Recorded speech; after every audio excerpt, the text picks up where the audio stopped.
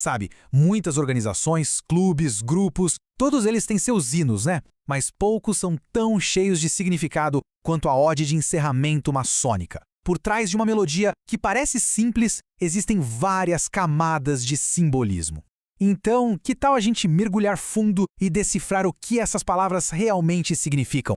Então, o que a gente está vendo aqui é a famosa Ode de Encerramento Maçônica. As palavras foram escritas lá em 1863 por um maçom chamado Walter Clegg.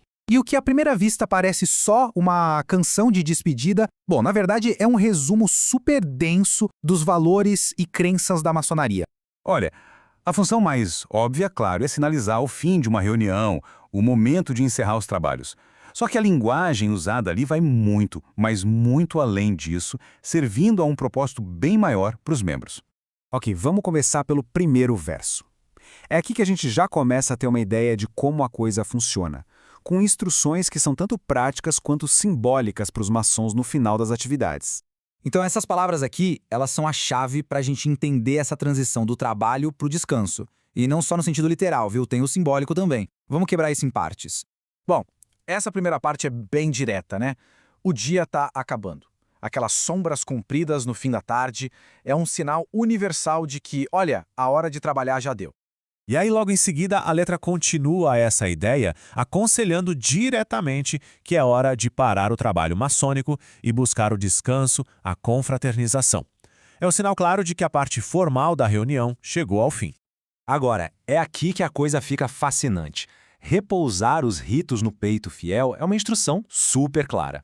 Guardem os segredos maçônicos. O peito fiel é uma metáfora para o coração e fidelidade, claro, é sobre ser fiel. É um lembrete direto daquela obrigação de sigilo. Beleza, vamos agora para o segundo verso. E aqui a gente vai notar uma mudança no tom. A ode sai do lado mais prático e vai para o divino, com um pedido de bênção. Repara só na linguagem, como ela fica mais espiritual. A gente tem que lembrar que isso foi escrito lá no século XIX, então essa forma de falar era muito comum em contextos religiosos. O autor usou isso para passar ideias bem profundas com palavras que parecem simples. Mas antes da gente continuar, tem um conceito que é super importante entender. Na maçonaria, eles se referem a um ser supremo como o grande arquiteto do universo. É uma forma de ser inclusivo, de falar sobre Deus, permitindo que pessoas de diferentes religiões se sintam parte do mesmo propósito. Certo, então o ponto-chave aqui é o simbolismo da palavra luz. Para um maçom, luz não é só luz de lâmpada. Não. Ela representa o conhecimento, a verdade que é revelada durante a cerimônia de iniciação. Então essa é uma palavra com um peso enorme. E olha que genial o uso das palavras aqui.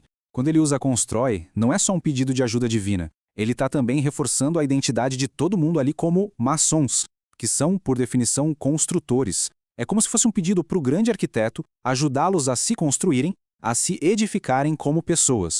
E agora, a gente chega no último verso. Ele funciona como um encerramento, um ato final de adoração, de gratidão. E tem um detalhe aqui, uma conexão surpreendente com uma das orações mais famosas do mundo. É com essas palavras que a reunião se encerra de vez. É uma declaração de todo o grupo, de submissão e agradecimento. Mas a genialidade, o pulo do gato, está na última linha. Imagina a cena. Enquanto o livro da lei sagrada é fechado, esse verso une todo mundo naquele momento de reverência. Todos ali agradecendo pelo auxílio divino, reconhecendo que o trabalho da loja foi feito em nome do grande arquiteto. E aqui vem a grande sacada.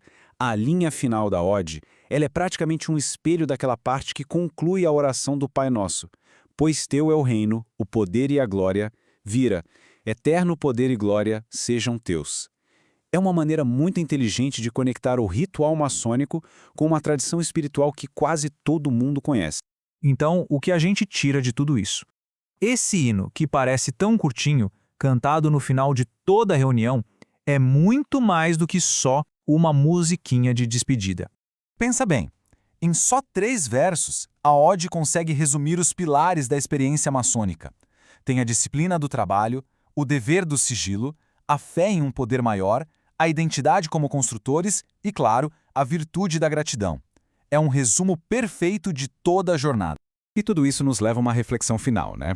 Assim como essa canção, que parece simples, esconde tantas camadas de significado, Talvez muitos dos rituais do nosso dia a dia, sejam eles grandes ou pequenos, também tenham uma profundidade que a gente ainda não percebeu. A questão que fica é, será que a gente está prestando atenção?